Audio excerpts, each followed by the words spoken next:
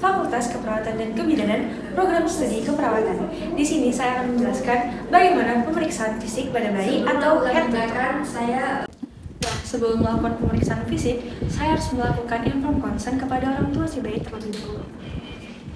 Selamat pagi Bu, saya Suster Chelsea. Saya suster yang akan melayani Ibu dari jam 8 hingga jam 3 sore. Di sini saya ingin melakukan pemeriksaan fisik pada bayi Ibu.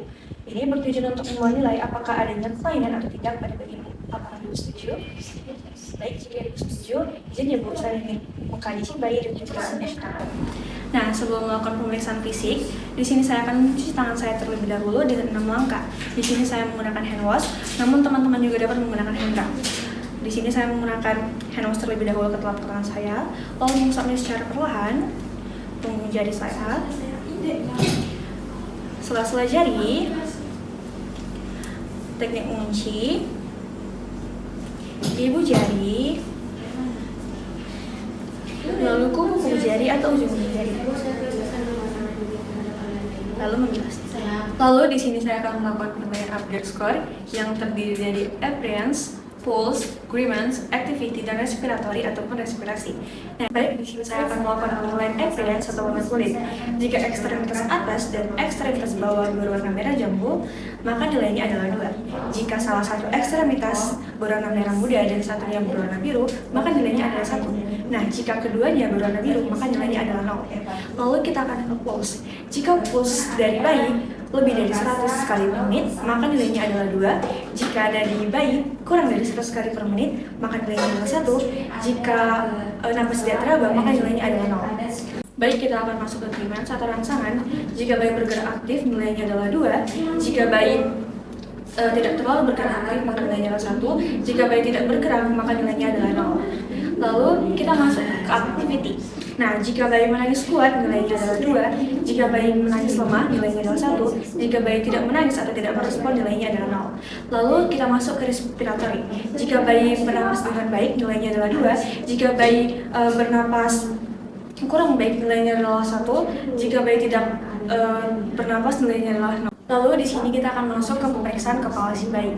Kita mulai dari pemeriksaan sutura, dimulai dari frontalis, sagittalis, coronaria, lamboidea, dan squamosa. Lalu kita akan masuk ke pemeriksaan diameter, dimulai dari suboccipito, rheumatica, nilainya 9,5 cm, suboccipito, frontalis, nilainya 11 cm. Lalu kita masuk ke frontalis, occipito, nilainya adalah 12 cm. Lalu ada occipito mandibula, nilainya adalah 13,5 cm.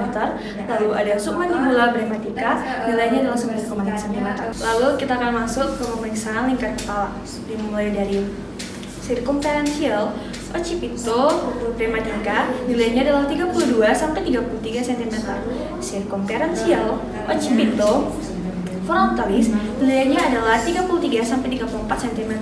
Circumferential, occipito, mandibula, nilainya adalah 34 sampai 35 cm. Lalu kita masuk ke pemeriksaan wajah. Di sini kita harus memperhatikan apakah kedua sisi wajah bayi simetris atau asimetris. Biasanya ini terjadi akibat posisi si bayi. Lalu kita lihat apakah ada kas wajah Down syndrome ataupun tinggi. Kita akan melihat bagian mata dari si bayi. Nah, di sini kita harus melihat jumlah mata si bayi, lalu letak mata si bayi, apakah sama atau tidak. Setelah itu kita harus melihat apakah ada katarak pada mata si bayi, lalu apakah ada putih-putih pada pupil si bayi, dan juga apakah ada sekret yang terdapat pada mata si bayi. Lalu di sini kita akan masuk ke hidung bayi. Di sini kita harus memperhatikan apakah bayi bernapas melalui hidung atau melalui mulut. Biasanya jika bayi bernapas melalui mulut, adanya obstruksi pada jalan napas si bayi. Ini biasanya dapat disebabkan oleh atresia pulmonar bilateral. Lalu kita juga harus melihat apakah terdapat sekret atau darah dalam mulut si bayi. Setelah itu kita harus melihat cuping hidung si bayi apakah mengembang atau tidak. Lalu di sini kita akan masuk ke pemeriksaan telinga si bayi. Kita harus melihat jumlah, posisi, dan bentuk dari telinga si bayi. Setelah itu kita akan masuk ke bagian mulut si bayi. Di sini kita harus memperhatikan apakah mulut si bayi normal atau tidak. Setelah itu kita harus melihat apakah bentuknya simetris atau tidak, atau terdapat labioskisis atau labiopala. Setelah itu kita harus memperhatikan adanya bercak putih pada gusi yang biasanya disebut dengan palat. Lalu kita akan masuk ke pemeriksaan leher. Di pemeriksaan leher kita harus melihat apakah ada pembengkakan akibat dari kelenjar tiroid ataupun vena jugularis. Lalu kita akan masuk ke ekstremitas ini.